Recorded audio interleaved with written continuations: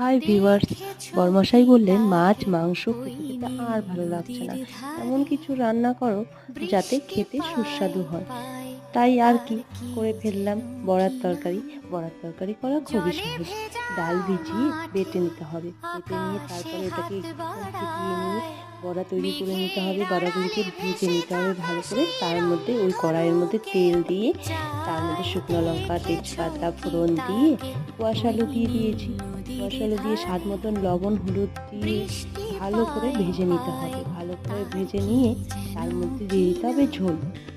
জলে ভেজা মাঠে আকাশে হাত বাড়ায়, দেখো ভাজা হয়ে গিয়েছে, এবার ঝোল দিয়ে ঝোলটিকে ফুটিয়ে নিতে হবে।